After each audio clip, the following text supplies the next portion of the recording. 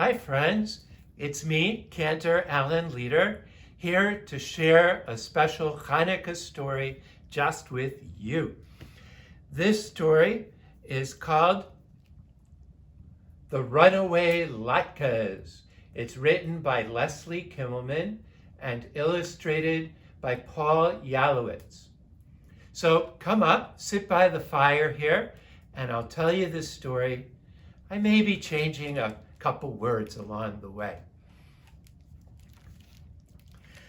The first night of Hanukkah was just a few hours away. Rebecca Bloom was at Temple Rodef Shalom making potato pancakes, latkes, for the big Hanukkah party. Everyone agreed that Rebecca made the crispest, tastiest, perfectly roundest latkes in town. Plop, plop, she dropped each latke in a big pan of hot oil. Sizzle, flip, sizzle, flip. Can you make some sizzling sounds as we fry latkes together? Shh, shh. And as she cooked, she sang to herself. Big and round, crisp and brown, I fly latkes by the pound. Rebecca had just finished her first panful of latkes when, to her amazement, 1, 2, 3 latkes jumped out from the oil right onto the floor. And they rolled out the kitchen door, and the latkes were singing, big and round, crisp and brown, off we roll to see the town, and you can't catch us. Here's the picture of the latkes jumping out of the pan.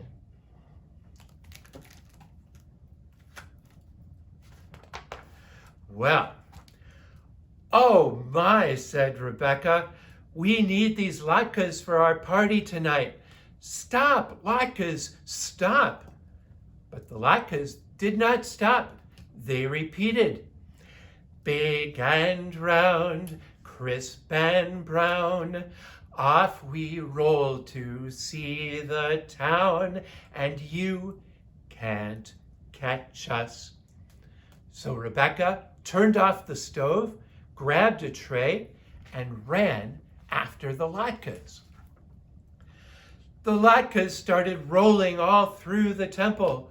They went past the door to Rabbi Schwartzman's study, and she was meeting with Rabbi Sachs.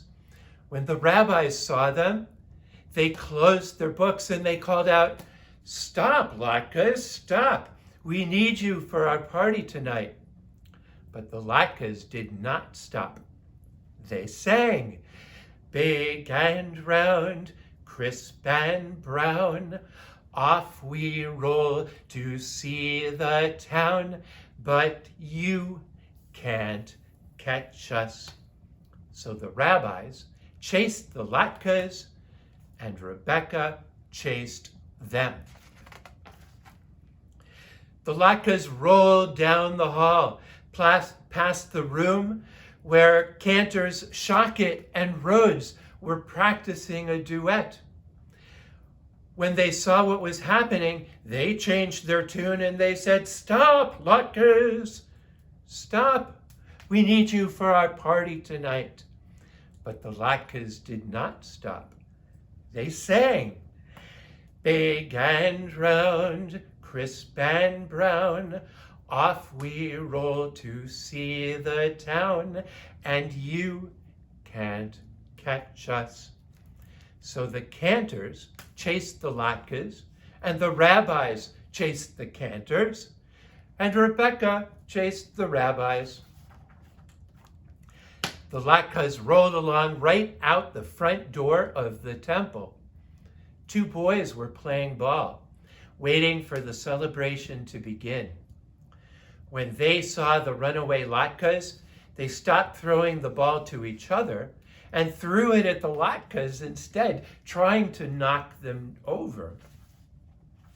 "Stop, latkes, stop," they shouted.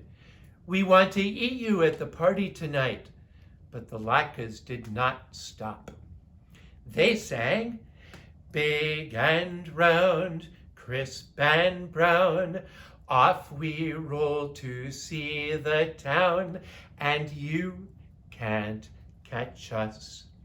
So the boys chased the latkes, and the cantors chased the boys, and the rabbis chased the cantors, and Rebecca chased the rabbis. All through the town the latkes went. They rolled up past the mayor's office. Out he hurried to see what all the noise was about. "Latkes," he said. "My mother used to make latkes for me every Hanukkah."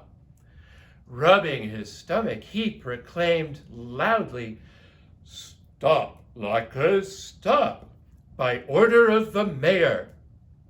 But the latkes did not stop. They sang, "Big and round, crisp and brown, off we roll to see the town, and you can't catch us." So the mayor chased the latkes, and the boys chased the mayor, and the cantors chased the boys, and the rabbis chased the cantors, and Rebecca chased the rabbis. The latkes rolled down the sidewalk in front of the police station, where Officer Sue and her partner, Officer Harry, were just getting off for the day.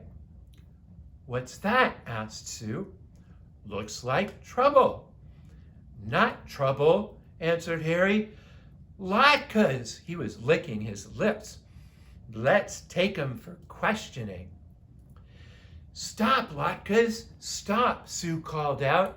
"Stop in the name of the law." And Harry mumbled, "Stop in the name of my empty belly." But the latkes did not stop.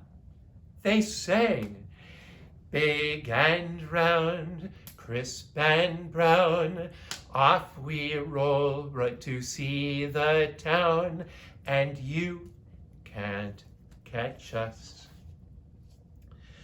Now, after all this rolling, the latkes were hot, even hotter than they had been in Rebecca Bloom's frying pan. Just ahead of them at the edge of town was a cool, wide river. It was the Potomac River. The latkes rolled straight towards it. "No," cried the police officers and the mayor and the boys and the cantors and the rabbis and Rebecca. "Stop, you'll get wet and soggy. Then no one will be able to eat you." The latkes hadn't listened before, and they didn't listen now. But just as they plopped into the river, kerplunk, a miracle happened. A modern-day Hanukkah miracle. In front of everyone's eyes, the water of the Potomac River turned into applesauce. The perfect bath for 3 crispy latkes. Can you imagine? Rebecca blinked, then 1, 2, 3, she plucked the latkes right out of the river and put them on her tray. There were just enough latkes and just enough applesauce for each person to have 1 bite. Even after the pancakes' long trip through town, they tasted heavenly. "Still, just 1 bite, the mayor sighed. "I suppose 1 bite will have to do," Harry sighed. "And look, the Potomac River has turned back into water." "I wonder if I'll eat anything as delicious again," Sue sighed. "Of course you will," said Rebecca. This very evening, you're all invited back to the temple for our Hanukkah celebration. And sure enough, at the temple that night, Rebecca made certain there were plenty of latkes for the rabbis, the cantors, the boys, the mayor, Harry and Sue, and Dara and Fran, and everyone else who came to the party. They lit the menorah, they spun the dreidels, they danced, they noshed far into the night, and together they sang, "Crisp and brown, big and round, better latkes can't be found." And they were right. There's everybody celebrating at the Hanukkah party, which I hope we'll be able to do next Hanukkah. I wish you all a very happy Hanukkah. The end.